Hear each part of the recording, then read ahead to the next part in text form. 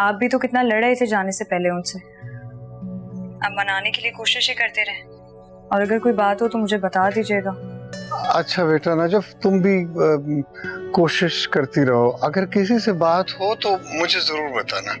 अच्छा ठीक है बेटा, मैं दोबारा फोन करूंगा। हाँ अब्बा रुके, मुझे एक चीज पूछनी थी आपसे, बल्कि एक चीज मांगनी थी। अरे मेरा तो सब कुछ तुम्हारा है गुड़िया, कहो कहो क्या चाहिए। अब्बा मैं जानती हूँ कि आपकी अभी नई नौकरी लगी है और आपको बचत भी करनी है, लेकिन मेरी कोई जिद नहीं है। अगर आप हामी भर दें तो। अरे नहीं बेटा, मेरी नौकरी बहुत अच्छी है, मैं अफोर्ड कर सकता हूँ। कहो, तुम कहो तो सही ना, क्या चाहिए तुम्हें। अब्बा मैं सोच रही थी कि मैं अपनी पढ़ाई का आखिरी साल मुकम्मल कर लूं, चाहे मुझे किसी छोटे ही कॉलेज में क्यों ना पढ़ना पड़े। बस आप इतना खर्चा भिजवा दें कि मैं कॉलेज जा सकूं, मेरी पढ़ाई मुकम्मल हो सके। अरे हाँ बेटा, मैंने इस सिलसिले में तो बात की थी, तुम्हारी मुमानी के साथ बात की थी। वो तो कह रही थी कि तुम आगे पढ़ना नहीं चाहती। जी अब्बा, पहले की बात कुछ और थी, अब चीजें बदल गई हैं। मैं पढ़ना चाहती हूँ, आप बस इतना खर्चा भेज दें कि मेरे कॉलेज की फीस निकल आए और मैं अपनी किताबें खरीद सकूं, ताकि मैं मामू और मुमानी पर बोझ ना बनूं। ओहो कुदूस भाई, नजफ भी ना ऐसे छोटी छोटी बातों से परेशान हो जाती। ये कोई बात थी भला बताने वाली? देखिए बहन जी, मैंने आपसे गुजारिश भी की थी कि नजफ बगैर पढ़ाई लिखाई के खुश नहीं रह सकती, मगर आपने मेरी बात पे ध्यान नहीं दिया। भाई आप वहां बैठकर इतना ना सोचें, बेफिक्र होकर अपना काम करें। नजफ को छोटे कॉलेज में नहीं पढ़ेगी, वहां पढ़ेगी जहां पर मेरी रीमा पढ़ती है। इसका ये ख्वाब मैं पूरा करूंगी। ये घर भी तो अब इसी का है ना। जी कुद्दूस भाई, ठीक है, अल्लाह हाफिज।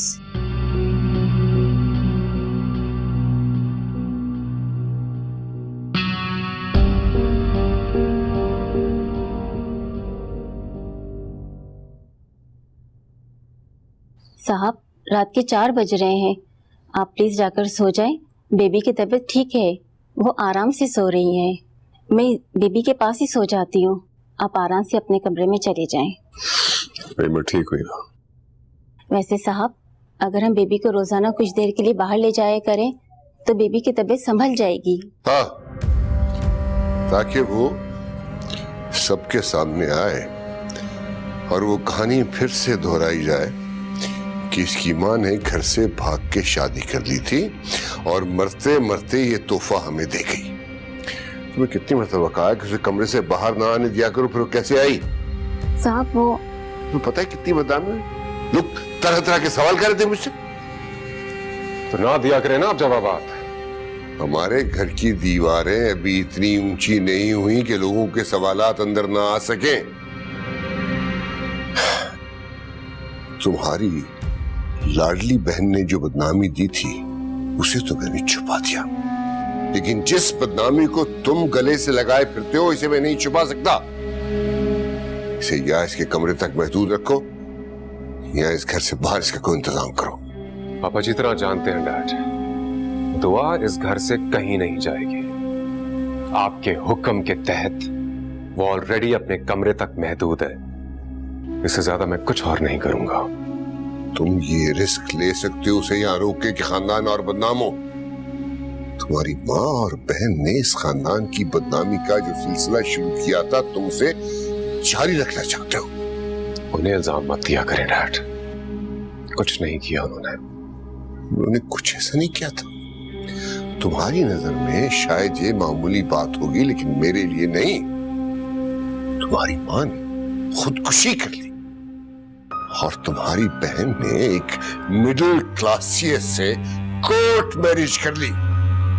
कोर्ट मैरिज करना ना कोई गुनाह है ना कोई जुर्म है डैड, इसलिए अबीर को तो आप बीच में मत लाएं। और जहां तक रह गई मेरी मॉम की खुदकुशी का सवाल, तो अगर लोग आप पर उंगली उठाते हैं ना, बिल्कुल ठीक करते हैं, क्योंकि आपका रवैया उनके साथ कभी ठीक नहीं था। आपने कभी उनको ना प्यार दिया, ना कभी उनको समझने की कोशिश की। आपकी वजह से उन्होंने अपना यह हाल बना लिया था। आपकी वजह से उन्होंने एंटी डिप्रेसेंट्स खा खाकर अपना दिमाग फारे कर लिया था और अपनी जिंदगी बर्बाद कर ली थी। इसलिए अगर लोग आप पर उंगली उठाते हैं ना, तो बिल्कुल ठीक करते हैं। अपनी जान लेना कोई आसान काम नहीं है डैड। इसलिए सोचे अगर उन्होंने अपनी जान ली तो आपने किस कदर घटिया सलूक किया होगा उनके साथ, किस हद तक धकेला होगा आपने। बस मैं माजी की फजूल बातों को दोहराना नहीं चाहता। मैंने फैसला कर लिया, दुआ अब इस घर में नहीं रहेगी, उसे फौरन बोर्डिंग हाउस में दाखिल कराओ। तो आप भी सुन लें डैड,